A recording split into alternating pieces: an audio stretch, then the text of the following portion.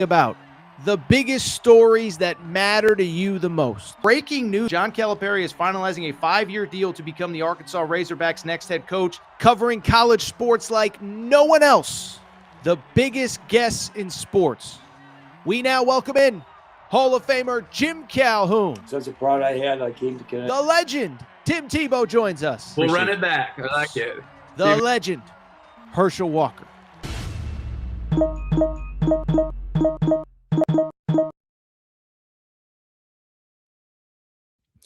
Welcome in, everybody. Little Thursday evening championship week edition, Air Torres Sports Podcast. I'm your host, Air Torres. Hope everybody's doing well. Hope everybody's having a great day. It's about 11:30 Eastern time. All of the games are not done. I actually do have Kansas and TCU on right in front of me, but just felt like, hey, it's already almost midnight Eastern. We got to get going. We got a monster show. So we're going to open the two most controversial teams in college basketball. Auburn and Miami of Ohio lose. What does it mean? What does it not mean? Who's in, who's out? We'll discuss that. From there, we will talk a little bit about just kind of going through the rest of these conferences. The Big 12, I thought BYU actually showed well even in a loss. We'll talk about the ACC with Duke. Should we be worried about a Duke team that is now down two key players going into the NCAA tournament potentially? We'll talk about the Big East where it isn't final, but it looks like UConn could be facing 11 seed Georgetown in the semifinal on Friday night. So we got a lot to react to. Donovan Dent had a triple-double. Monster show, fun show. Don't know what else there is to say other than that. Before we get started, a couple quick things. One, make sure you're subscribed to Aaron Torres Pod YouTube channel. On YouTube, we're well past 71,000 subscribers. To all of you who are subscribed, we truly appreciate your support. By the way, for people who are new to this channel, we don't slow down once the season ends. We're going to have a Selection Sunday show on Sunday night. We're going to be previewing the brackets. We're going to be talking portal. We're going to be talking college hoops probably into mid to late May because there will be no shortage of news. So make sure to subscribe. Also, make sure to turn on those notifications. And if you are listening on podcast, Apple, Spotify, wherever you get your podcast, leave a 5-star rating and a review as well. Also, before we get started, you know what I got to do. I got to thank our friends, hotel and casino partners. I got to thank Circa and Circa Sportsbook. Okay, so I've told you for a long time now. Okay, we have been with Circa for about 8 months. We'll be with them here into March Madness. But listen, if you're going to be in Vegas next week, you already know Circa is the spot. But as I have told you time and time again, I know all of you can't get to Vegas. Well, guess what? Circa has opened up a beautiful brand new sports book. That is it right there at the Mint Kentucky Downs in Franklin, Kentucky. If you missed it, we did a live event there on Tuesday. So many of you showed up.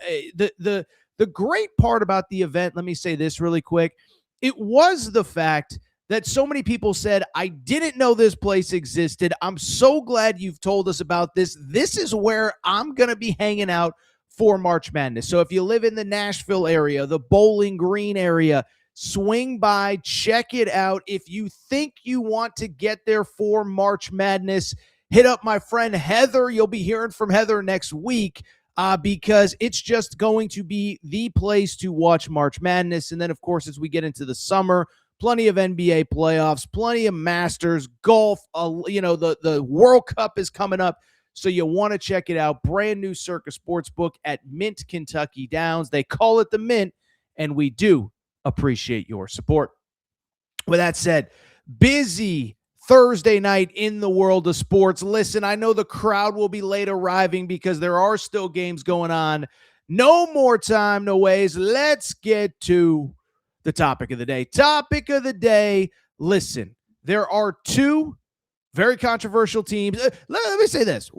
Two things before we get to Auburn and Miami of Ohio. One, Thursday of championship week might be my favorite day on the sports calendar. Virtually all the big teams play. You got all these conferences full speed ahead. 4 games at pretty much every venue. It's an awesome, unbelievable day on the sports calendar. Let me also say this. If you had told me, or if I had told any of you the first day of the college basketball season or the first week of the college basketball season that going into Champ Week, the two most controversial teams in college basketball would be Auburn and Miami of Ohio. I don't know what would have been said, but they are. We know why. Both of them lost on Thursday, and it sets up a very interesting conversation. Auburn, are they in or are they out? Miami, are they in or are they out? We're going to discuss both of them.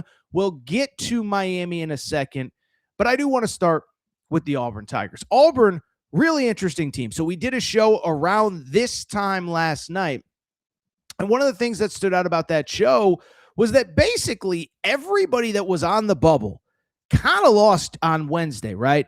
Texas lost, Cincinnati lost, Indiana lost, SMU lost, Cal lost, Stanford lost on Tuesday.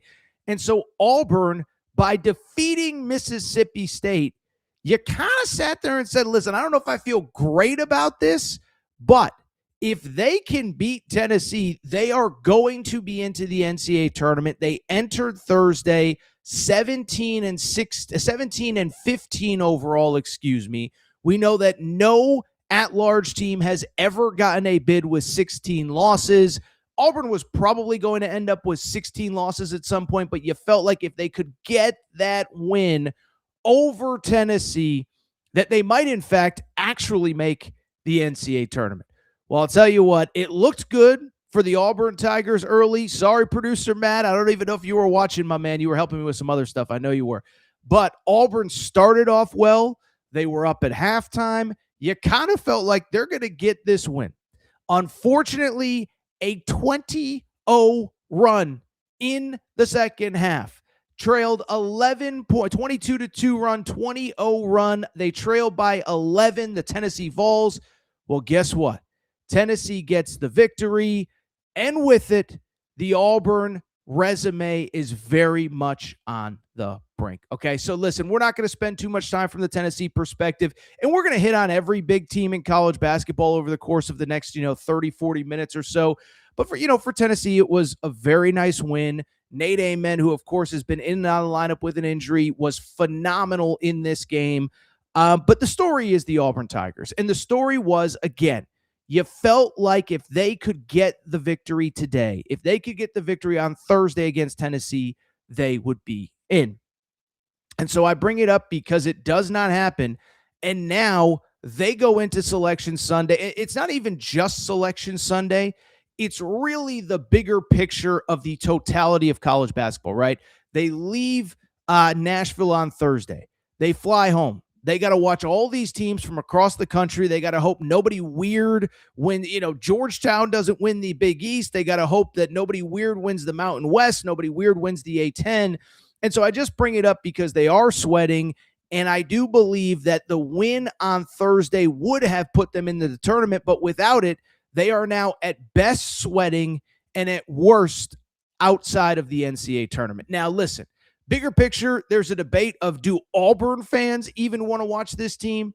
But what I will say is that we do have to address this, and we do have to talk. I want to talk specifically about Stephen Pearl, because after the game, he was asked, what is your argument for your team? For people, again, who are new to this, 17 and 16 overall, 16 losses would set a record if, in fact, they do get an at-large bid. We're going to find out on Sunday if they get an at-large bid, but Stephen Pearl was asked about it after the game, and I want to defend him. We'll play the sound in half a second. But he made about as compelling of an argument for Auburn as you possibly can. Producer Matt, you can play that sound. Deserve to be in the tournament. I'll just go on a rant then. And here's the thing, what people have to understand is it's my job to fight for my team. It's my job to be my team's advocate. And it's my job to, speak about all the things that this group's done. Some of the biggest, things that we're told to do in scheduling, especially during football season, is to get some of these primetime matchups for TV ratings and to compete with football. So that's why we play teams like Houston and Purdue and Arizona, and we go to the Players Era, and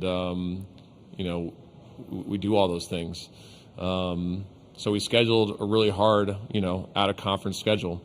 We had some really quality wins in that streak. If you look at, this tournament is a team of who you can beat. And if you look at, if we're going to look at 6 teams on the bubble right now with Texas, SMU, VCU, Miami of Ohio, Missouri, and New Mexico, we have more top 25 net wins than everyone in that group but Missouri. We have more top 50 wins than everyone in that group. We have 2 top 25 road neutral wins, which is more than everyone else on the bubble. We have more wins over the projected field than anyone else on the bubble. If you look at the major metrics that they use, net, KenPom, BPI, T-Rank, KPI, strength of record, and wins above the bubble, we are better than every team in that group in at least 5 out of the 7 categories, and in a couple of them 6 of the 7.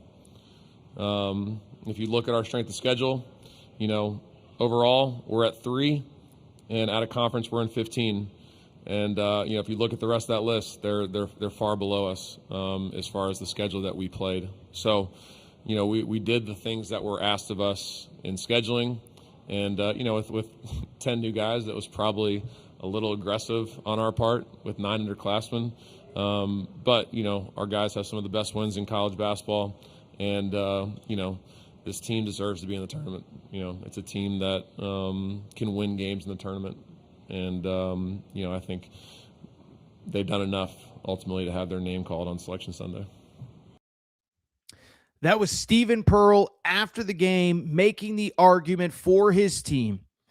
Let me say a couple things. By the way, speaking of saying a couple things about Auburn, one, in the chat, people are questioning if Producer Matt exists. If you had come to the event at the Mint, Pam, you would have met Producer Matt. He does very much exist. We had a great time.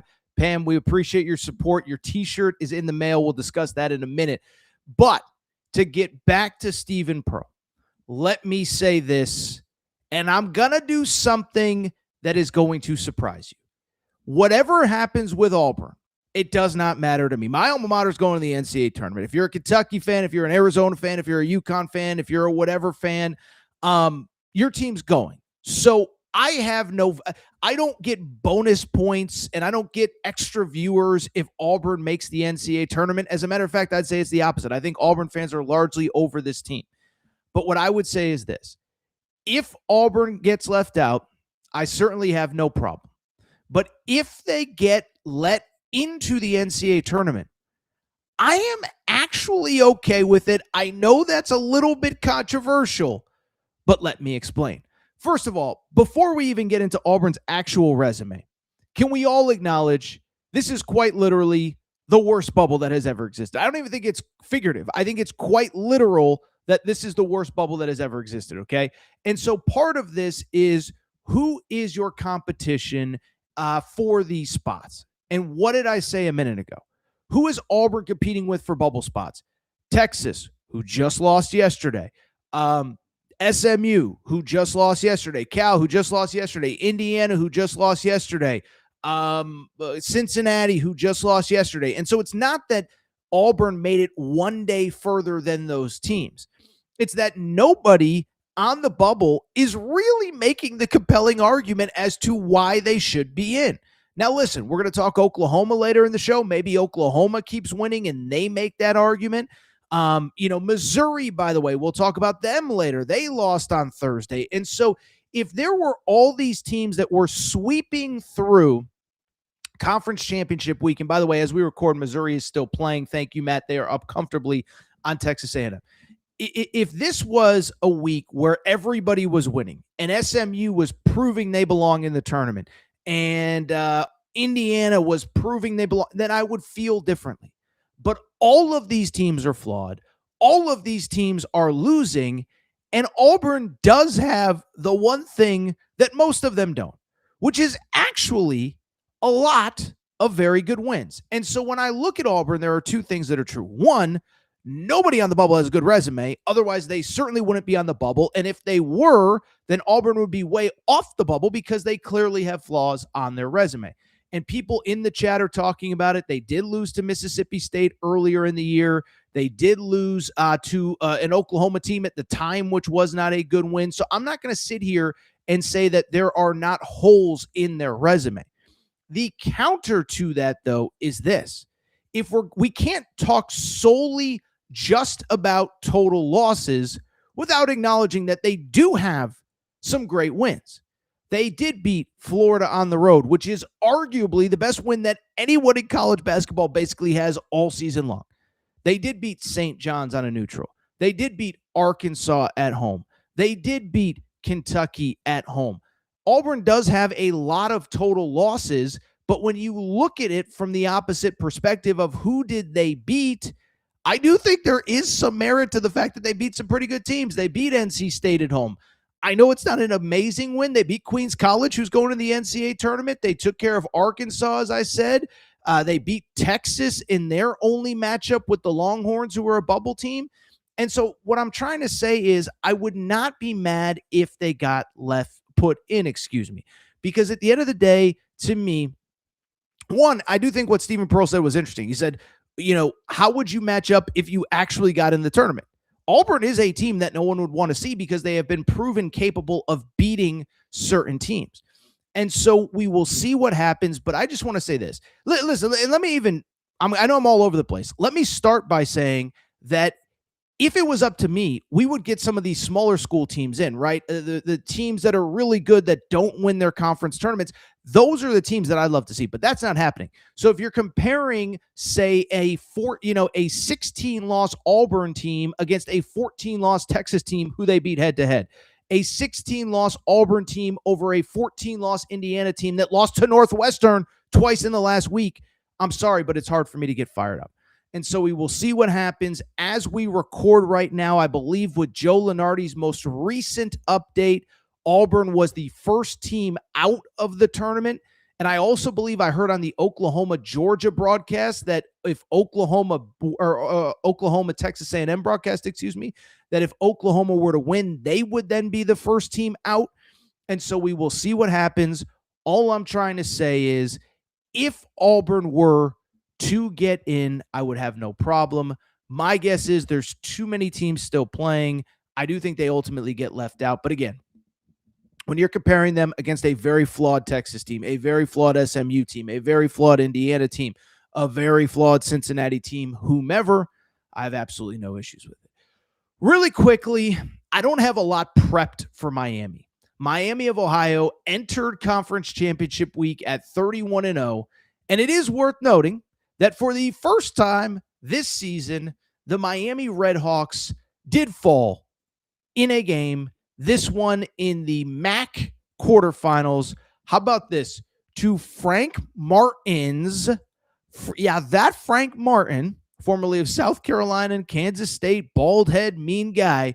He now coaches at UMass, and they pull off one of the biggest upsets of the season. So listen, we're not going to spend 15, 20, 25 minutes on it. I do not believe that Miami will be left out of the NCAA tournament. Okay, and so let me start. I think everybody knows, but for people who are wondering, how is it even in the conversation? Okay, Miami went 31-0 in the regular season. You probably know that. The argument against them is a couple things. One, they did not play or certainly beat, obviously, a single power conference team. And so because of it, they have no great wins of note. They have a couple games against D2 teams, which actually don't count towards all of the metrics that the committee looks at. And so that is the argument against them. No really great wins, one pretty bad loss, 269th in strength of schedule, according to Ken Palm, 93 in the net. And so I just bring it up because that is the argument against Miami. Let me also say, I just believe there's 0% chance that a team that went undefeated in the regular season is going to get left out. Okay, a couple things. First of all, what I will say is the fact that it is worth noting that a lot of the metrics that the committee does use certainly I wouldn't say favor isn't necessarily the right word that I would use, but basically they put Miami in a better position than maybe, specifically the net does. Okay, there's a new stat called wins above bubble. I'm not going to get into the boring math of it all, but at the end of the day, it does favor Miami. They do have a better, kind of stat in that category than they do in a lot of others.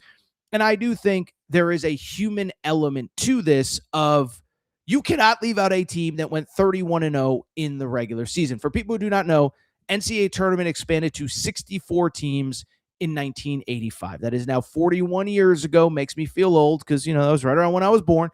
And what I would say is that since 1985, when the tournament expanded, there has yet to be a team that finished the regular season undefeated left out. That's obviously also when we got more at-large teams, blah, blah, blah, blah, blah. And so I just bring it up because I don't see it, and I think it's for a couple very simple reasons. One, Miami's a really good story. Two, I think they have enough of a resume, even without really any great wins of note. But three, I do think there is a human element of it.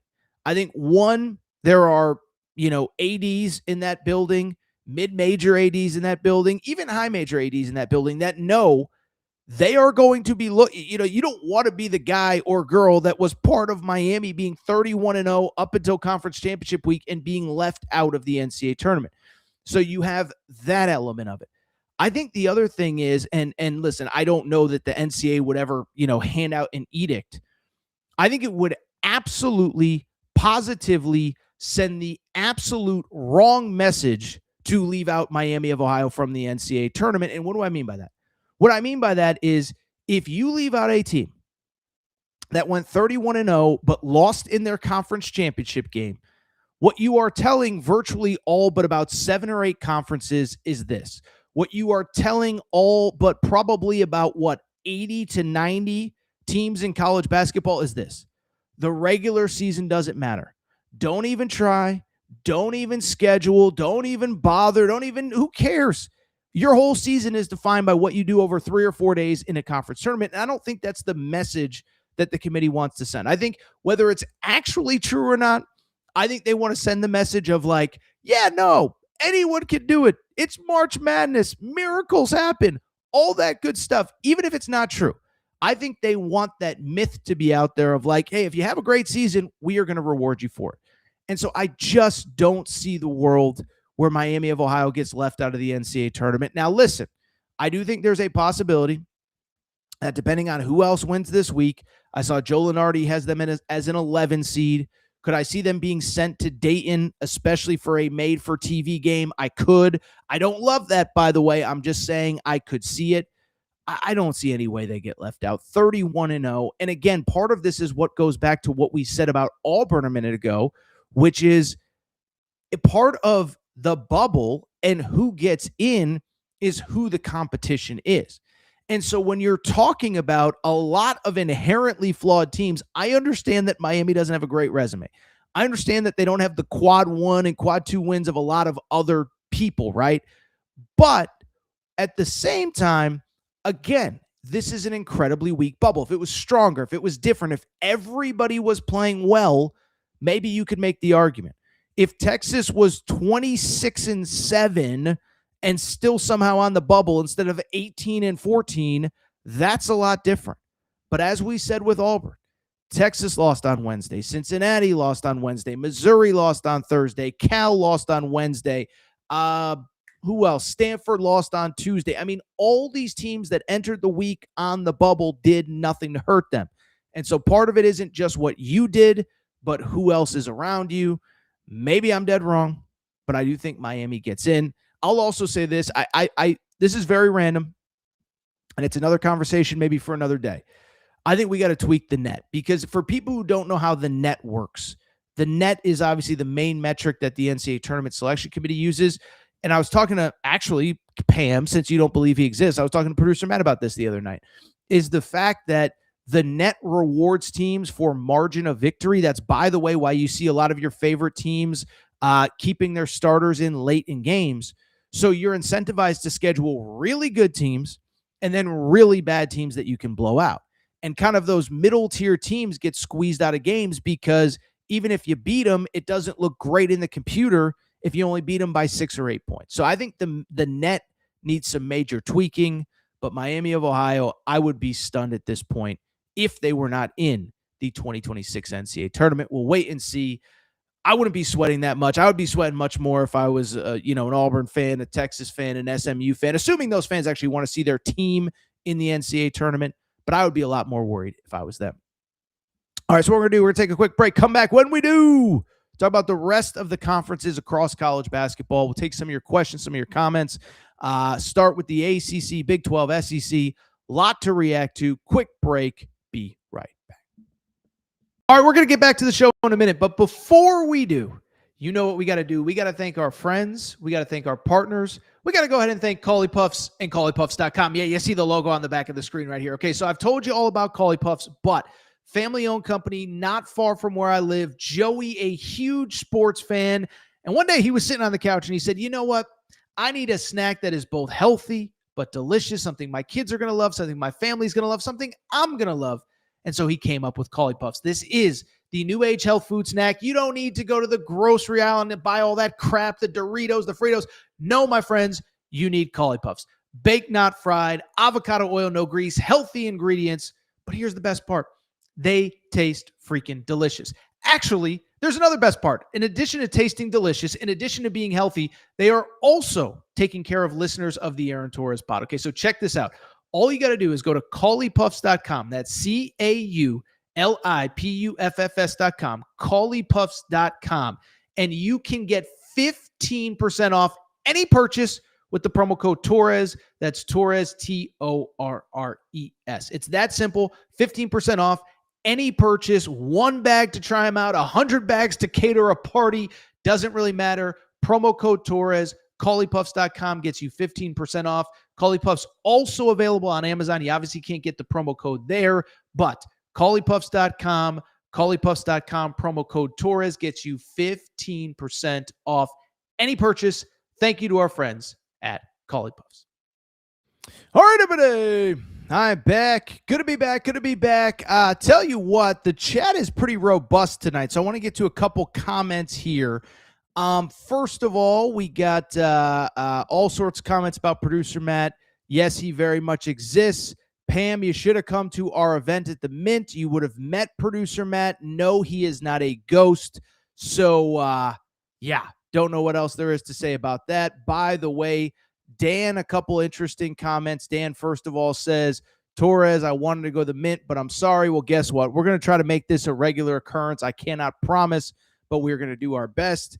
Dan also says, currently, as Torres speaks, Miami of Ohio, a 75% chance to make the field of 64.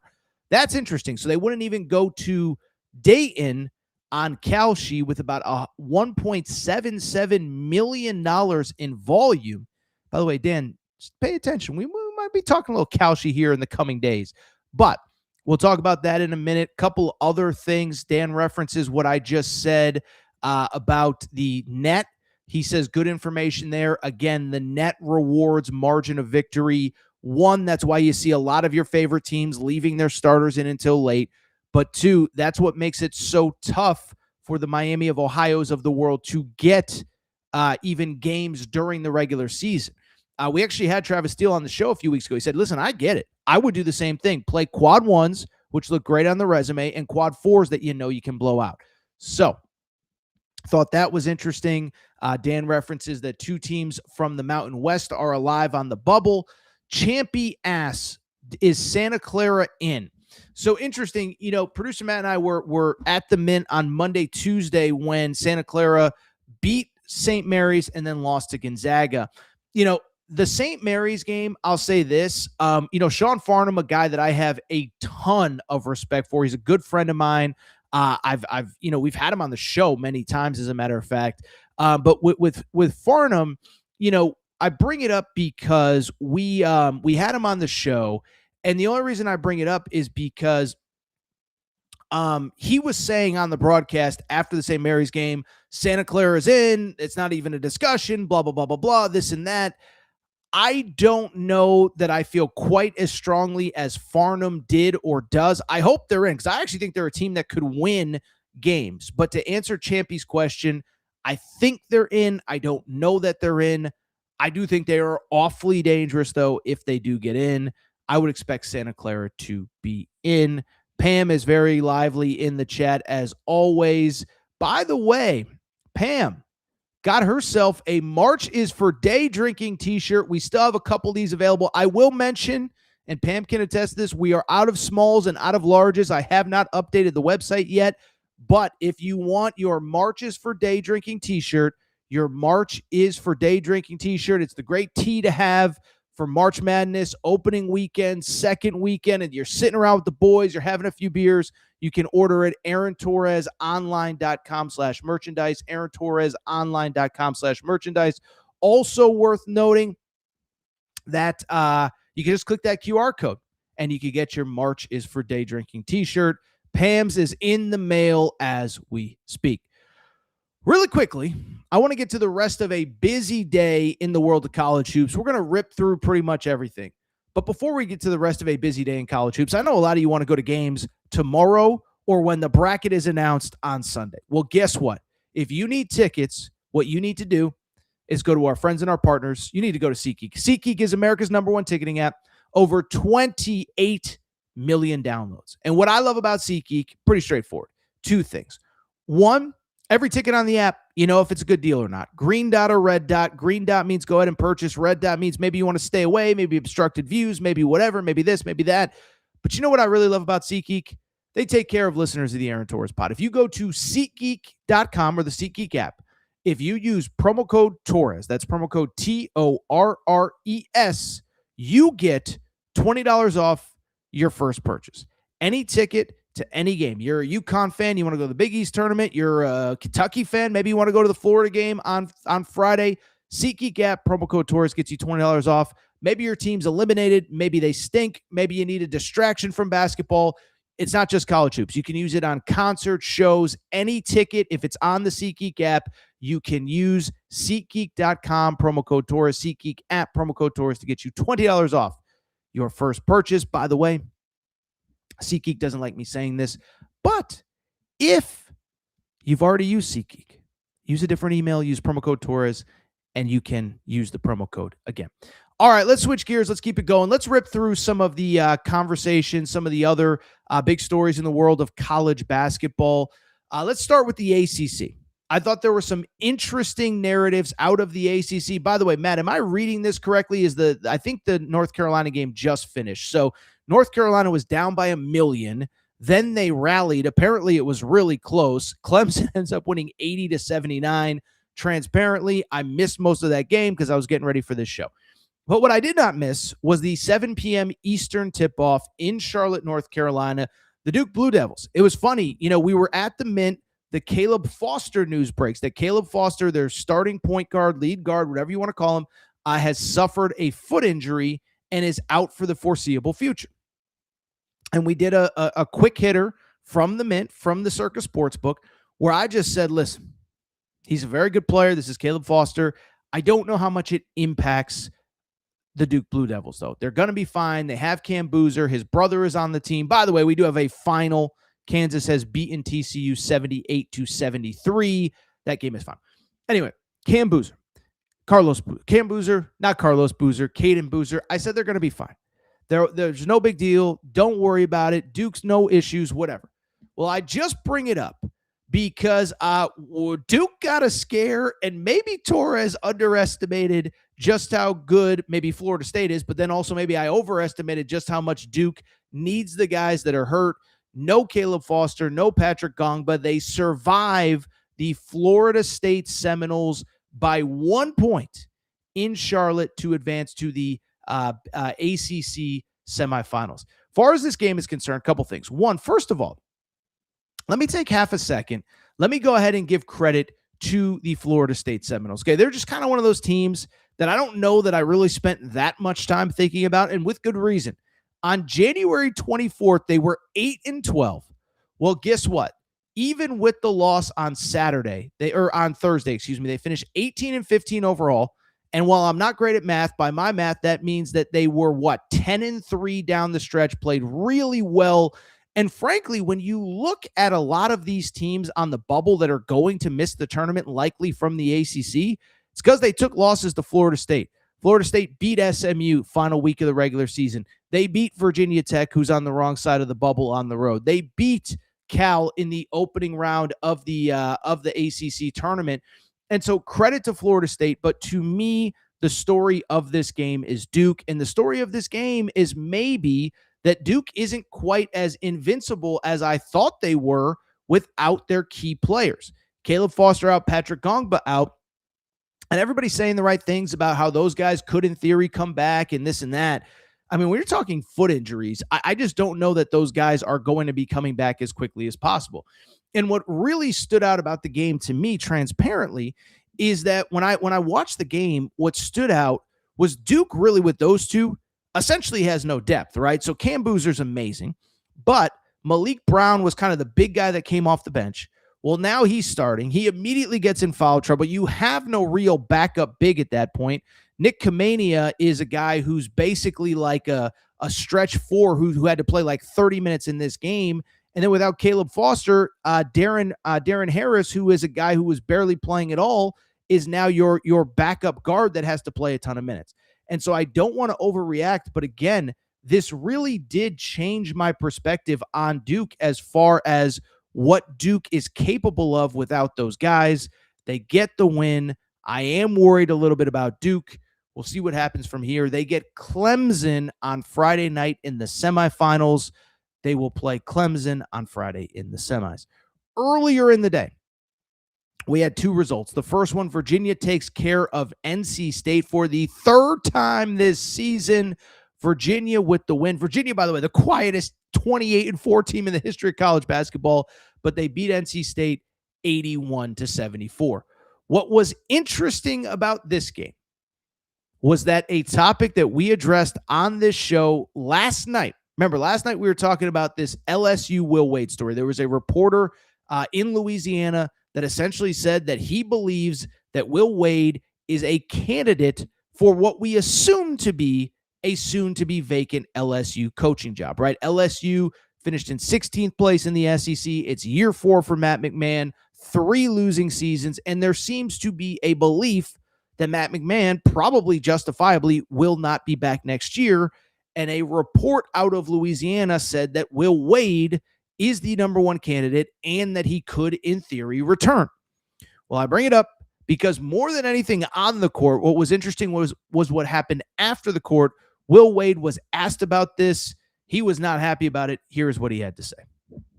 Shelby Swans with the News and Observer. Just a lot of talk with you and potential position at LSU. Just wanted to see if anybody from that campus reached out to you and just give you an opportunity to speak on that. No, is the job open there? Huh? No? So why would, I'm not, listen, let me be very clear. I'm excited at NC State. I was hired at NC State to do a job. This wasn't going to take 1 year. I've already met with our administration about next year and some of the changes that we need to make and some of the things that we need to do to put this program where it deserves long term. So I'm not, I don't, I'm not on social media. I'm not into gossip. I'm not into any of that sort of stuff. But look, we're going to win, and we're going to win big at NC State, and that's what we're going to do. That's what we're going to do moving forward, and we have the resources we need. We have what we need, and it's on me and my staff to get the job done. So that was Will Wade after the game. Clearly,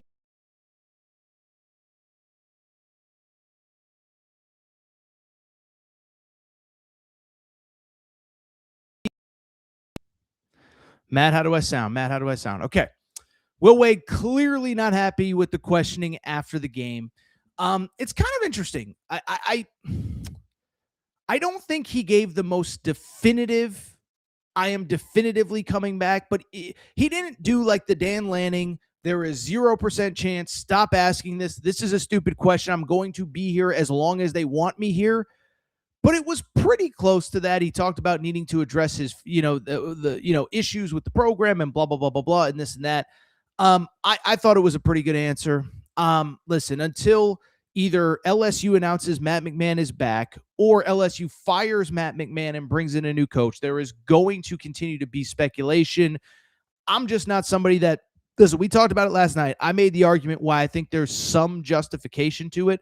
But what I would also say is I am done talking about it until either Matt McMahon gets fired or something changes from Will Wade's perspective. I'll be honest, I still don't think it's 0%, but Will Wade addressed it as best as he could. Virginia knocks out NC State. NC State is in the NCAA tournament. It's kind of funny with NC State. I'll just say really quickly, they are 20-13, 10-8 in the ACC, not really on the bubble. And we talked about this. It's because unlike all these other teams, when we were just talking about the net and how teams really are afraid to schedule those good mid-major teams. NC State is not on the bubble because they scheduled VCU, because they scheduled UAB, because they scheduled a couple of these good mid-major teams, and it is helping all their metrics. NC State should be comfortably in. It's not the season that Will Wade wanted, but you got to give credit where it's due, man. They did enough to get into the NCAA tournament. They'll be in that bracket come Sunday. Last little note out of the ACC, and that is that Miami took care of business against the Louisville Cardinals. What can you say? Miami, so impressive. Jay Lucas, so impressive. I am blown away by what this guy has done in year one. And I really thought this was kind of a game where maybe Louisville could get him. Louisville just beat them on senior day. Louisville playing pretty well, took care of a good SMU team on, I guess it would have been Wednesday. But instead, Miami gets the victory. Malik Renault, 24 points, 14 points for Trey Donaldson. True Washington, 17 points off the bench. Like the cut of their jib down at Miami. I think they're a very well-coached team, very good defensive team. Held Louisville to 6 of 24 shooting from 3. And I think they're going to be an interesting team to see in your bracket. They're a veteran. It's a new coaching staff, but they're a veteran team. They're trending to be about a 6 or 7 seed. It's ironic because right now the most recent bracket that I saw had them playing the UConn Huskies in the round of 32. I think that'd be an interesting matchup for UConn. I actually think UConn would match up pretty well with them, but I think they get the right team. They could take care of business. Let's go ahead and switch gears to, what did I do to say next, Matt? The Big 12? Let's go to the Big 12. I will say this. I thought the most interesting result out of the Big 12, it wasn't Kansas, which just survived. We'll talk about them in a second. It wasn't Iowa State destroying Texas Tech. I thought the most interesting result out of the Big 12 was the Houston Cougars playing the BYU Cougars. A lot of Cougars in Kansas City. Torres goes a little Cougar crazy sometime. Well, there's plenty of Cougars to get excited about. The Houston Cougars took care of business. Final score 73-66. But I will be transparent. I was most impressed by BYU, not only in this game, but also over the course of their trip to Kansas City. And I just bring it up because I think BYU is a very dangerous team come the NCAA tournament. By the way, producer Matt, I love you, and I'm putting you on the spot, but I am so distracted. We got a tiny little typo in the ticker. It's Kingston Flemings. I know you know that, but you missed the S. I'm not mad, but it's just going to keep distracting me if I didn't say something. Producer Matt, who is a real person, by the way, is awesome at his job. I promise I'm not being the angry boss. It was just going to distract me, and it was going to keep me from saying nice things about BYU. So let's keep it going. Houston gets the win. Houston's a really good team. We knew that. To me, though, as I said, the story is the BYU Cougars, okay? So BYU, we know the season has not gone to plan. We know it was not what we all expected in the preseason, and for people who do not know, it's largely because of injuries. BYU has had 6 season-ending injuries, okay? So before you get in the chat and talk about how your team has injuries too, and no, it's not an excuse for my team. Why are you making an excuse for BYU? BYU had 6 season-ending injuries, including an All-American in Richie Saunders, who was all Big 12 first team a year ago, okay? And so I just bring it up to say that it has not been the season that they want. But what this trip to Kansas City showed me is that I do think that the BYU Cougars are a very dangerous team to see in your bracket. First of all, let me say this. AJ DeBonsa is unbelievable, okay? How about this? AJ DeBonsa set the Big 12 tournament scoring record in 3 games. They could have played Thursday. They could have played Friday. He could have set a record that maybe would have never been broken. 93 points over 3 games is the Big 12 tournament record, and he did it after scoring 40 the first game, 27 the last game, 26 on Thursday night. What I think is kind of crazy is a couple things. One, if you watched all the games, and maybe you didn't, and that's totally okay, it was clear that this game was the first time that AJ DeBonsa, in my opinion, really kind of ran out of gas. When you're playing 40 minutes a night, that tends to happen, and that's totally okay. When you're playing your third game in 3 nights, that tends to happen as well. And so why I'm talking about this is for a few reasons. First of all, AJ DeBonsa is the rare generational prospect that I actually think is somehow still underrated. He is not only good, he has been better than anyone could have imagined. He is leading the country in scoring, 7 rebounds per game, about 4 assists per game. And if you watch him, he is getting better and better as the season is going on. I thought early he kind of forced it a little bit, but you can see him kind of get comfortable with the speed of the game. And none of these teams have an answer for this guy. Even Houston, quote unquote, held him to 26 points. But I watch him and I say, I feel like we're still not talking about this guy enough. And I think it's actually kind of a perfect storm of, yes, I know NBA draft Twitter is talking. I don't think he's being talked about enough for what he is doing. 1, statistically, he's unbelievable. 2, what I keep going back to is what I've been saying for weeks. When all of these injuries happened, it would have been so easy for him to just say, you know what, I'm going to pretend I have a hamstring injury. I'm going to pretend I twisted an ankle. I'm going to pretend my back hurts. Okay, whatever. And I'm going to sit out and I'm going to get ready for the NBA draft. I have nothing left to prove. Instead, not only did he not do that, he has taken on a bigger load on both offense and defense, and he's basically playing every single minute of every single game. And so what he is doing is unbelievable. And I just think it's this perfect storm where we're not talking about him enough. The team struggled down the stretch. He plays at kind of a non-traditional power, BYU. We understand that. West Coast games, a lot of people just don't stay up. But I was thinking about this. If he was doing what he's doing right now, in other words, if AJ DeBonsa was leading the country in scoring, 7 rebounds, 4 assists on a team that had 6 season-ending injuries, playing 40-plus minutes a night at Duke, at Carolina, at UConn, at Kentucky, at one of these schools, this would be the biggest story in the sport. And so he is unbelievable. I think at this point, I know Darren Peterson had a good game tonight. I'm not trying to just crap on Darren Peterson, I promise. I don't even think it's a debate anymore. I'm cool that Darren Peterson had one good half against him in a head-to-head game. AJ is doing stuff we have never seen a freshman do. It's absolutely unbelievable.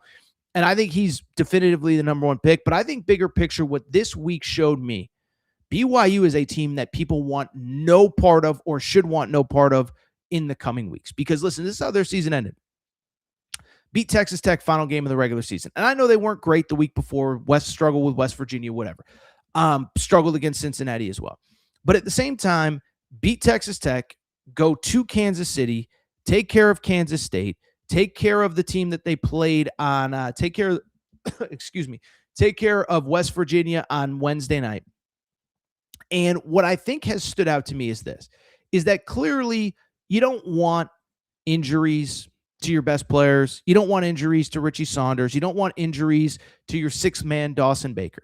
But at the same time, what seems to be obvious to me is that other guys that otherwise would not have been called upon are now stepping up. They are now stepping up and playing bigger roles and getting more comfortable. Kadeem Boop was not great in this game, but he had 16 boards the other night against Kansas State. Dominique Diamande is a guy that I remember asking the staff about in the summer. You'd see these highlight reels. You'd be like, who is that kid? He's Dominique Diamande. That's who.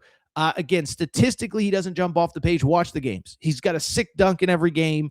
Really good defender. He actually was giving Kingston Flemings a lot of problems defensively. You look at the rest of the roster. Kennard Davis played his best game as a BYU Cougar while that team was in Kansas City for the Big 12 tournament. Kostic is playing really well as well. And so again, the regular season hasn't been what anybody wanted. Kevin Young would tell you that. AJ DeBonsa would tell you that. Ace DeBonsa, AJ's dad, would tell you that. But I'm just telling you, man, good luck to the 3 seed or the 2 seed that gets this team in the round of 32. They are dangerous. AJ is playing at an elite level, and I think he just deserves so much credit for what he has done. And again, bet against him if you want. Do what you want. I'm just here to tell you, I think they are going to be a problem for whoever they get in their bracket. And the ceiling's lower without Richie Saunders, but they can still have success. And I should mention, by the way, Rob Wright's awesome as well. I didn't mention him as he's been so consistently awesome. Doesn't feel like I had to acknowledge how good he is. Everybody knows that watches BYU. Really quickly, rest of the Big 12. We came on in the second half of the Kansas game, but listen, I promise, I know people think I'm out for Darren Peterson. I just, was hoping we would get some kind of clarification, but he's been playing of late, and he had maybe his best game as a Kansas Jayhawk, certainly his most important. 24 points, 13 of 16 from the foul line, 8 rebounds, 3 steals, 37 minutes played in Kansas's Big 12 tournament opener against TCU. TCU, by the way, in the NCAA tournament, they are a plucky, hard-fighting team. They almost beat Kansas at Kansas earlier this season at Fog Allen Fieldhouse, and they almost beat them again on Thursday night. But Kansas gets the win. Listen, we talked about it on the Monday preview show. I think Kansas playing in Kansas City is a very live team to win this tournament. I think they are the team that I believe will give Arizona more trouble than anybody if they are to face them. So we'll see what happens. We have Kansas and Houston late. The early game tomorrow will be Arizona and Iowa State. 2 blowouts in this game, in this tournament early in the day. Arizona, they're a juggernaut. It's funny. I saw my buddy Ben White, who works with Mike Luke at AZ12 podcast. He tweeted this out, and I think he's right. I think, more than any team, it feels like the national media either doesn't know how to talk about Arizona or just tries to find ways to diminish what they do. Well, what about this? And they don't shoot a lot of threes. It's like they destroy everybody. And we've been through the resume, and who they've beaten, and they've beaten Florida, and they won at Houston, and they won at UConn, and they beat Kansas in a return game, and they destroyed Iowa State. It's like, how many more teams do they have to beat before we just acknowledge that they're freaking awesome? Well, they destroyed a good UCF team that's going to be in the NCAA tournament. They now play an Iowa State team that they beat on the final week of the regular season. Iowa State, by the way, took care of Texas Tech. Iowa State, I think they're a very interesting, 2-3 type seed that I think with the right draw could have success. What I would also say about this game, it feels to me like I think Texas Tech is just out of juice. I think those first few games without JT Toppin, I think there was a little bit of energy, and they kind of felt like maybe, just maybe, they can make a little bit of a run. They got really hot. They won at Iowa State, ironically enough, about 10 days ago. I think they might be out of gas, though. You lose an All-American, it's just tough. Texas Tech obviously lost the final. They've now lost 3 in a row. They lost the final day of the regular season to BYU on the road, lost to TCU. That is now 3 straight losses for Texas Tech. Not a knock on them, just the reality that what they have, it's an uphill battle going forward without JT Toppin. Matt, I know the rundown says SEC with this chunk, but let's take our final break. We'll come back. We'll talk SEC, Big East, Big Ten, wrap a fun Thursday in the world of college hoops. Quick break. Be right back. All right, we're going to get back to the show in a minute, but before we do, I have so many people that reach out and say, Torres, you give me hours and hours and hours of free content every day, every month, every year. What can I do to help support the show? Well, you want to support the show and look good in the process.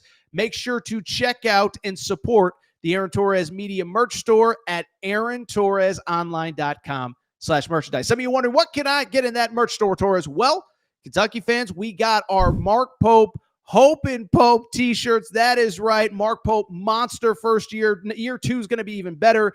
Get your Hope and Pope t-shirt at aarontorresonline.com/merchandise.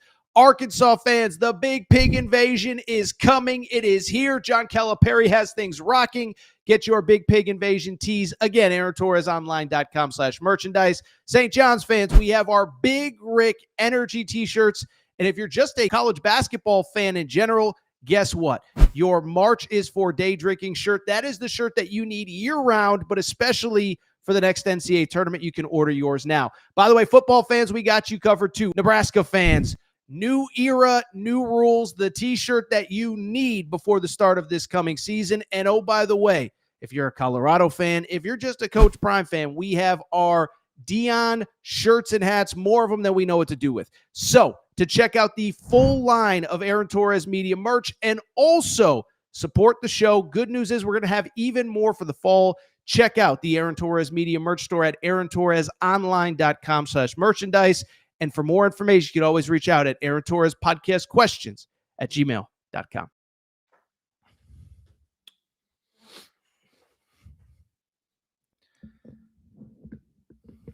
All right, everybody.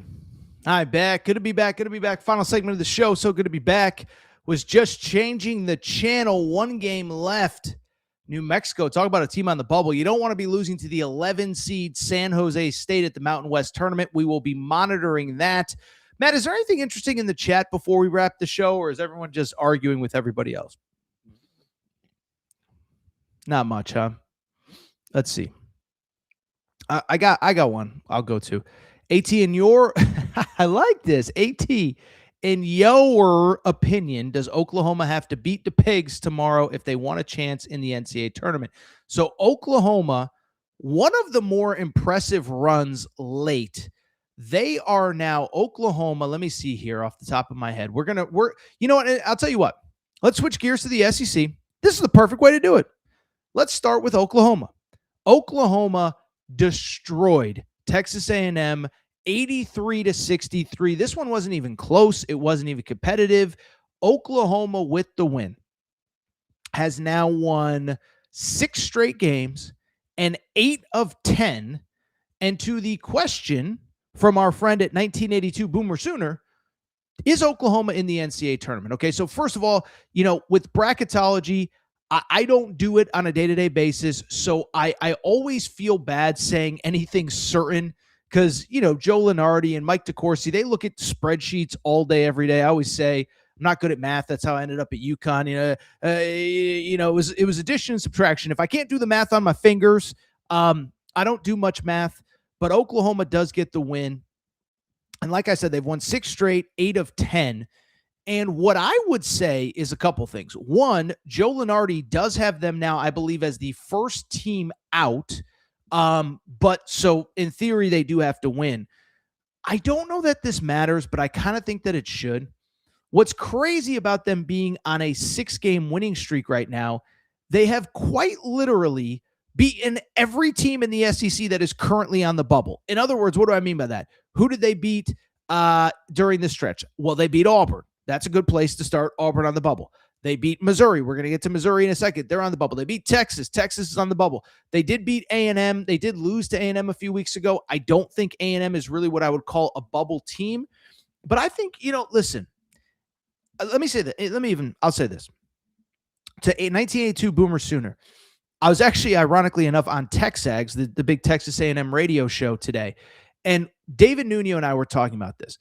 One thing that I disagree with the committee on is, and really the NCAA as a whole, back in the day, they used to have a stat of what did you do the last 10 games? That was factored into your tournament resume, your record in your final 10 games. And they stopped doing it. And the argument is a great win in December shouldn't be any less significant than a great win in March. And you kind of understand it. But I would also counter it by saying, I do think it matters. And if we are looking for the best at-large teams, then how you're playing right now is part of it. And so 1982 Boomer Sooner, I'm not just saying it because you're listening to my pod at 11:33 Central Time on a Thursday. If it was up to me, Oklahoma would be in even without the win over Arkansas because they're playing really well. I don't know if it's enough. They probably, if you beat Arkansas, you're in. And I will say this, you played Arkansas really tough in Norman. Remember, that was during the crazy ice storm. It was a free admission. So congrats to Oklahoma. They're playing good basketball. Listen, I know how some of the fan base feels about Porter Moser, but if he makes the second straight tournament, he's doing his job. They're playing well. You got to be better earlier in the year, but it doesn't change the fact that they are playing well late. Great question, great call by 1982 Boomer Sooner. Let's get to the rest of a busy Thursday in the SEC. Kentucky, Missouri was a fun one. Early game, first game, Kentucky, fun fact, had not won 2 games at the SEC tournament since what year was it? 2018. Well, granted, they started on Wednesday this year, but they get the 72 win, over Missouri. And with it, they are advanced to the quarterfinals where they will face the Florida Gators. As far as this game is concerned, a couple things. One, I thought it was a really fun game. Mark Mitchell for Missouri was awesome. One of the best games I've seen any player play all year, and I've watched AJ DeBonson, Cam Boozer. Mark Mitchell was phenomenal, okay? I also thought Kentucky was phenomenal down the stretch. They dominated early. Missouri made a run. Kentucky made enough plays late. Now, I saw a lot of Missouri fans, the refs favored Kentucky. Listen, there was not even a controversial. There was just a wrong goaltending call with about 7 or so minutes left in the game. I understand it was a crucial call. It did not cost Missouri the game. And as a matter of fact, I meant to look it up. I've been watching so much basketball, I forgot. I'm pretty sure after the call, Dennis Gates rightfully was upset. But Missouri actually took the lead after that call, and Kentucky still held on for the victory. And so I don't want to hear that, that's the only reason that Kentucky won. You know why Kentucky won? Because to their credit, their guys made a lot of plays late. Denzel Aberdeen had that play down the stretch, the bank shot that was, just this miracle bank shot. Colin Chandler had a couple really big plays. Otega Owe was awesome with 23 points. And so I just bring it up because the refs, to me, were not why Kentucky won the game. And we do it every time that Kentucky has a win or a loss. Everybody says I flip-flop on Kentucky. But what I will say is one of my criticisms is they start slow and they don't finish strong necessarily always. Well, they started really strong in this game, and when adversity hit, they actually responded in a positive way. And so I'm not going to diminish it and say it was the refs. I actually think it was just Kentucky making more plays late. As far as Missouri, they're yet another one of those teams that felt like they could have punched their ticket with a win today. By the way, listen, let me say this. Missouri to me looks like a tournament team. Missouri to me looks like a team that should be in that bracket. They look like they are one of the best 38, 39, whatever it is, at-large teams as far as teams that should be in. What I will also say, if they don't get in, they have no one to blame but themselves. They played Arkansas at home on senior day. No Darius Acuff. They could not get the win. That would have essentially punched the ticket. And then you play Kentucky, which has obviously been up and down, has been reeling a little bit late. That would have essentially punched the ticket. I think they should be in. If you look at Missouri, they beat a lot of tournament teams. They beat Auburn. They won at Rupp Arena. They took care of business against Florida early in the season, but they didn't really challenge themselves in the out-of-conference. The out-of-conference game that they did play, the border war with Kansas, they lost, or the border wars, Kansas and Illinois, let me put it that way. They played the both of them, which they border both states. Bragging rights is Illinois. The border war is Kansas. Let me get that straight. You lost by 20 to Kansas. You lost by 43 to Illinois. If you don't get in, you have nobody to blame but yourself. I will say it looks to me on their resume, like I said, win over Florida, win at Rupp Arena, win over Auburn. I think they've done enough. But again, I am not on the committee. I have no final say. And it is worth noting also, by the way, they did get a win early in the season against Oklahoma, early in the season at A&M. They basically beat every tournament team in the SEC except for Arkansas. I think they should be in. I have no final say, though. Rest of the SEC, Georgia won. I'll be honest, I don't know if I watched a second of that game. Oh, no. Ole Miss beat Georgia. I saw the score. I knew that was the score that happened. But it doesn't change the fact that I just screwed that up. Ole Miss gets the win. Chris Beard, the second straight win. I'll say this. What's kind of funny about this, we did our SEC tournament preview on Monday from the Mint in Kentucky, and I said the team that I think in theory could make a run is Georgia, but I don't trust Mike White to win 4 games in 4 days. Well, they can't win one game in one day against the whatever it was 15th seed in the SEC tournament. So a day after Ole Miss eliminates Texas, they have now eliminated Georgia. Georgia's comfortably in the NCAA tournament. Doesn't really change anything. We talked about Auburn earlier. If you missed it, I actually fundamentally would have no issue with Auburn being in because I think they have a better resume than virtually all of the other teams on the bubble. All of the other teams on the bubble are struggling as well. If they get left out, they have nobody to blame but themselves. Auburn did lose. Tennessee does win. Congrats to Tennessee, which now advances to play on Friday. Really quickly, let's just spend half a second on these other leagues. It's getting late.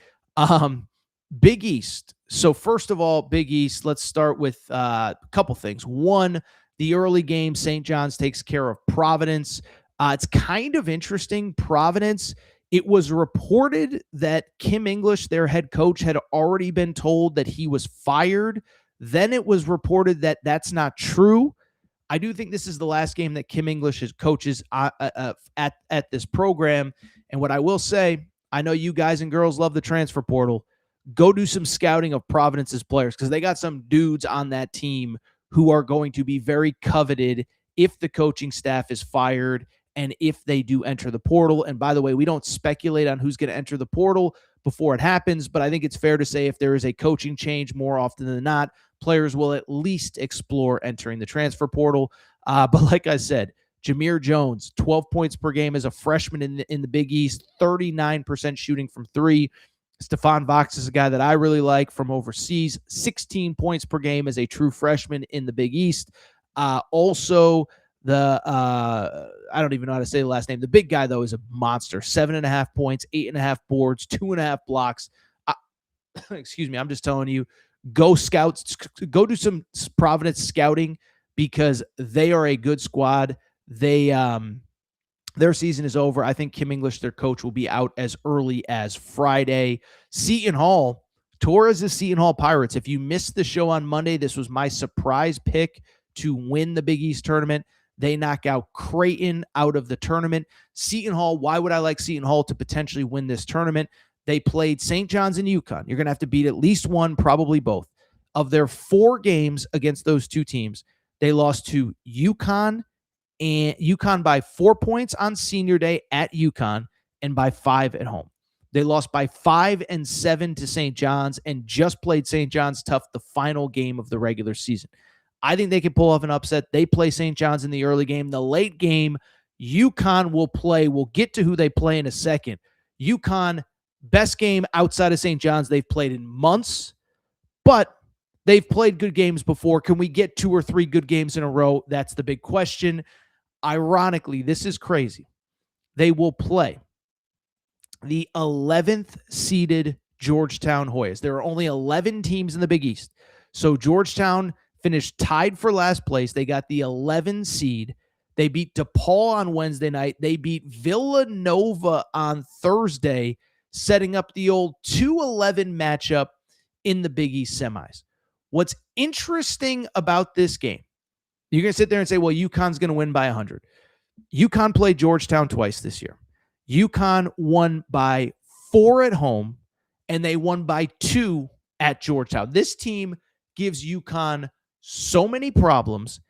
And on top of it, I would note, this was the game that was a Saturday night. It was Valentine's Day night, as a matter of fact, that Dan Hurley freaked out after the game because he said, why are our fans not showing up? At the time, they were 24-2 or whatever they were. And it was the Georgetown game where he was like, why is no one showing up? So Georgetown is a tough team. I don't even know what the circus spread is for this game, but you're going to look at it tomorrow. You're going to be like, UConn's playing the 11 seed Georgetown Hoyas. They're a 16-point favorite. Oh my goodness, they're going to win by 1 million. Pump the brakes. I would not bet UConn. Great find by Matt. Big East semifinals, 4 of the 7 original teams. First time since 1994 with St. John's playing Seton Hall, UConn playing Georgetown. By the way, I did pick Seton Hall to win this tournament, so we will see what happens. We'll see if either Seton Hall or Georgetown can get the Big East a 4th seed. By the way, if you are an Auburn fan, a Missouri fan, a team on the bubble, the OU fan that was just listening, Seton Hall probably needs to win the Big East tournament to get an NCAA bid, and they are capable of it. And so I just bring it up. That is a team you have to root against if you want to see your team in the tournament. Finally, the Big Ten, top 4 teams don't even play on Thursday. They'll all play Friday. So Michigan plays Friday. Illinois plays Friday. We don't have to spend too much time on this. One, thought Purdue looked good. They get the victory. Ohio State, we got to give half a second of credit to. All these bubble teams that stink. Well, guess what? Ohio State is one of the few teams that was very much on the bubble all season long, and they won the games that they needed to down the stretch. They beat Purdue a few weeks ago on a Sunday. They have now won 4 straight, including a Big Ten tournament opener against Iowa. So credit to Ohio State for getting the win. By the way, the late game, the UCLA Bruins, this is to me noteworthy, okay? Donovan Dent finishes with a triple-double in this game. If you love college hoops, you know the name Donovan Dent. He was, in my opinion, the best guard in the transfer portal last year. It took him a while to get going. He has been phenomenal of late. UCLA quietly, despite all the Mick Cronin anger, has won 5 of 6. They beat Nebraska. They beat Illinois. They play Michigan State on Friday night. Now, Michigan State, of course, was where Mick Cronin had that blow up a few weeks ago where he yelled at the reporter. I'll say this. Donovan Dent is playing like the best guard in the transfer portal a year ago, and especially if they stay on the West Coast. Remember, UCLA went 17-1 at Pauley Pavilion this year. No games at Pauley Pavilion in the tournament, but if they don't have to fly across country again, I think this is a team they're going to be like that 8, 9, 10 seed. You don't want to see. They're playing very well. All right. I think that's it for this episode of the Aaron Torres pod. It's what, 12:46 Eastern time? Feels like a good time to go ahead and get out of here. Matt, do we have any interesting questions before we get out of here? I do want to be respectful of everybody who's staying up. 1982 Boomer Sooner, thank you for your support. We appreciate you. By the way, Boomer Sooner, man, should be a fun football season ahead for you guys. John Mateer is back. Tell you what, love college hoops. I'm already ready to keep watching. I'm already ready to start talking football again. But thank you, Boomer Sooner. We appreciate your support of the show. We appreciate everybody's support of the show. Anything interesting else outside of that? Pam, I've been drinking, trying to get picture stickers. LOL. I don't know what that means. What I do know, Pam got her Marches for Day Drinking t-shirt today. So one, you can wear it at night. You can wear it in the morning. You can wear it wherever you want. But this is the official shirt that you need for March Madness. We did sell out of mediums and smalls today. But if you want one, you're hanging out with the fellas, you're in the sports book, you're doing whatever, all you got to do is click that QR code. You can also find it Aaron Torres or AaronTorresOnline.com/shop. Matt, anything else before we get out of here? So this is a good counter to the question that I said earlier. So what I said about Miami of Ohio, I said, if you don't put Miami of Ohio in, what is the point of playing? What is the point of any of these small schools even trying in the regular season? If they don't get in, it just shows that nothing matters except for the conference tournament. This is a great point. And so, listen, nobody likes Shagbag bringing the great questions at 12:48 Eastern time, but this is a great point. He says, if Miami gets in, what's the point of Auburn playing a top 3 strength of schedule? What's the point of playing 17 quad 1 games if you can't get in, if they get in playing 0 quad 1 games and just 1 quad 2 team? So, listen, I think, let me say this. I think the Miami argument is separate. Now, I will say Travis Steele said on this show, he said, we try to schedule pretty much every power conference team in America. They would not call us back. And so I don't think Miami should be punished for trying to schedule good teams and none of them being interested. If you missed that segment, one, we talked about the fact that the way the net is set up, you're rewarded for margin of victory. So there's 0 benefit to playing good mid-major teams. You either want to play really good teams or you want to play really bad teams and beat the crap out of them, okay? And so, two, it is worth noting, by the way, somebody did a, Freedom of Information Act on Miami of Ohio. And they did, I mean, hand to God, they tried to schedule probably 30 or 40, power conference teams. I remember Pitt was on the schedule. Pitt was called, USC was called, Wisconsin, et cetera. But I'll also say, and I said this earlier, and I think it will surprise a lot of people, I actually have no problem if Auburn gets in, because you can't just look at the total number of losses.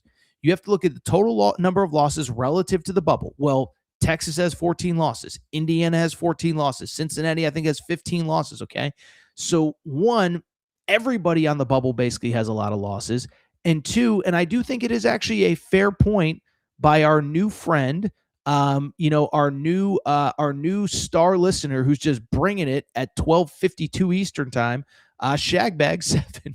Shagbag7 he brings up a good point. This is why I would actually have no problem with Auburn being in, is because of the fact that they did try to schedule tough. They did schedule tough, and they do have better wins than anyone on the bubble. And that was the sound that we played of Stephen Pearl. They did win against Florida on the road. Now, that's part of the conference play, but it doesn't matter. They beat St. John's on a neutral court. They beat Arkansas. They beat Kentucky. They beat NC State at home. They did schedule tough. And so whatever happens with Auburn, this is one of the rare things I don't have a strong opinion on, and I won't be mad either way. Now, I will be mad if Miami gets left out. If Auburn gets left out, the argument is you took 16 losses, and you did lose some bad games. I mean, you did lose to Mississippi State. That is a bad loss. You did lose over the course of the final few weeks to a bad Ole Miss team at home. That is as bad of a loss as, you can have in the SEC. So, Shagbag7, I think it's a good point. I would have no problem if Auburn's in. We will see what happens there. Matt, another question or two before we get out of here. I don't think we're going to get too many super chats at this point, but if there's a super chat, we can always get to that as well. Auburn has lost 16 games, one game over 500, 2 losses away from being ineligible from participating in the postseason. Well, I mean, they weren't ineligible from participating. They would have just had to win the conference tournament. This is the Auburn argument. There's an argument for and against Auburn. If there wasn't an argument for and against Auburn, it wouldn't be an interesting conversation that I led the show with. But there is an interesting conversation. I don't know what ends up happening, but they're going to be the most controversial decision on Selection Sunday. And I just said it. Listen, let me even backtrack. What I wish would happen is that some of these really good schools in the mid-majors outside of Miami would get in. Like, I wish that, if we're giving away at-large bids, you start thinking about teams like, I'm just trying to think off the top of my head here. Let's take a quick look through the standings. So let's see here real quick. Let me find somebody. So, okay. So like UNC Wilmington went 26-6 this year. They lost the conference tournament. Nobody is talking about them as a bubble team. I would love for them to get those at-large spots over any of these, Texas, Missouri, whatever, but that's not happening. And so if you're comparing Auburn to, again, Texas, Indiana, Cincinnati, Cal, Stanford, they have better wins than all. Actually, you know who has really good wins is Stanford. I think Stanford low-key might actually get in because all these other teams are losing. But with Auburn, I think the Donkey Bud also brings up a very interesting point of the counter to this is they do have 16 losses. And so, Shagbag7 says, what's the point of doing this schedule if you don't get credit for playing all these good teams and credit for getting some of these wins? I get it, but the counter is 16 losses is quite a few. Matt, anything else before we go? All right, one more. Pam says, producer Matt asked Torres about the moderator position. I need a badge. Is that how it works, Matt? I don't. Do we know? Can I give Pam something that would allow her to get a badge? What you can do, and Pam, Pam is a de facto member because she just bought some merch today. But we also do, and I know this does give you a badge. And Pam, we're not asking for anything more than you've given us because we appreciate your support. We know you've bought Collie Puffs. We know you bought a T-shirt today. We do have the membership tier. If you love the show, you want to support the show, we're going to be on the road again in a couple weeks at the Final Four. Go ahead and join the Aaron Torres membership tier. All you got to do is click the join button at the top of your screen. It's $4.99 a month. Would never ask you to do it if you can't afford it, but cheaper than a beer at happy hour. For 1 month, we're going to do members only mailbags every week. This week, we're obviously not doing it. We usually do it on Thursdays. Today, there was plenty to cover without the members only mailbag. But if you do want to support the show, if merch isn't your thing, if Collie Puffs aren't your thing, you can always join as a member, exclusive members only mailbags. We have been getting people Collie Puffs as well for joining. But I also know, too, you do get a badge as part of that as well. Pam, we'll work on getting you an honorary badge no matter what. All right, I think that might be it. By the way, okay, this is interesting. Boomer Sooner. What do we got here? Toby Rowland, Nigel Pack. Ooh, Nigel Pack broke his nose. That's no good. Okay. Shagbag just hates Miami of Ohio. Why aren't people taking the Miami loss serious? You just lost to a quad 4 team. Listen, I mean, TCU lost to a quad 4 team. I mean, like bad losses happen. We've talked enough about Auburn and Miami tonight. All right, I'll tell you what, I'm going to get out of here. Interesting, because I don't expect us to do a show again until Selection Sunday. So Selection Sunday, I am hosting Fox Sports Radio when the bracket comes on air. So I will be on Fox Sports Radio at 6 p.m. Eastern with Dan Byer. We've done it about 5 years now, 6 years in a row. I know we were scheduled to do it in 2020, so that far back. If you want to listen, 600 stations nationwide, the iHeartRadio app, we will be back here on the Aaron Torres pod probably about 9 p.m. Eastern. Full bracket breakdown, who got in, who got out, who got screwed. Is Auburn in? Is Miami in?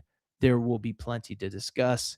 Thank you to everybody. By the way, I don't know if I should do this or not, but our Circa deal ends on Selection Sunday. So I want to thank Circa again. You'll see some Circa content next week, but if you are in the Nashville area, Mint Kentucky Downs is about 25, 30 minutes away. Biggest sports book in Kentucky. It's the closest brick and mortar sports book to Nashville. If you're looking for a place to watch games for the NCAA tournament, check out the Circa Sportsbook. Again, about 30, 35 minutes from Nashville. Call, ask for my girl Heather. She will take good care of you.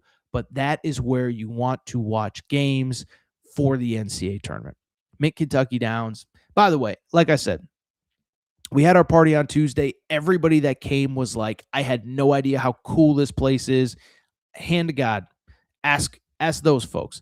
Ask John in the Auburn shirt. That is not producer Matt, by the way. Ask John in the Arizona shirt.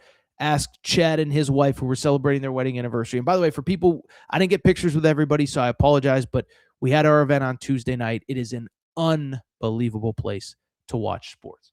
So check it out. Hit up my girl Heather at Circa Sportsbook. We're going to get out of here. We'll be back Selection Sunday. By the way, for those of you still here, we will have an Aaron Torres pod survivor pool again, which I'll give you details on Sunday. It'll be $20 to enter, but last year first prize was like $1,000. It was a lot of fun. We had fun doing it. So we'll be doing that again. Details on Sunday. I'm going to go. It's 12:57 Eastern time. You guys got to get to bed. Time to go. Shout out to Torrin Craig. Shout out to Rachel, who hates my voice. Shout out to JJ Reddick. You F-head, unblock me, bro. We'll be back Sunday night. Appreciate everybody's support. Pam, you got to get some rest. Somebody asked, who am I picking to win it all? Have you made a bracket yet? No, because we don't have a bracket. What is going on? Dan, yes, we got Survivor again. You better join up. You better sign up. It was a lot of fun. We had so much fun last year. I got to go. Peace. Appreciate everybody. We'll talk soon. Thank you to Kentucky Outdoors Life. We appreciate you. I know you wanted to get to the Circa event. I apologize that we didn't get to meet in person. I know you wanted to get there, but that's it. I promise. Time to go. Torrent Craig. Rachel hates my voice. Probably Sunday. If something crazy happens tomorrow, we'll come back.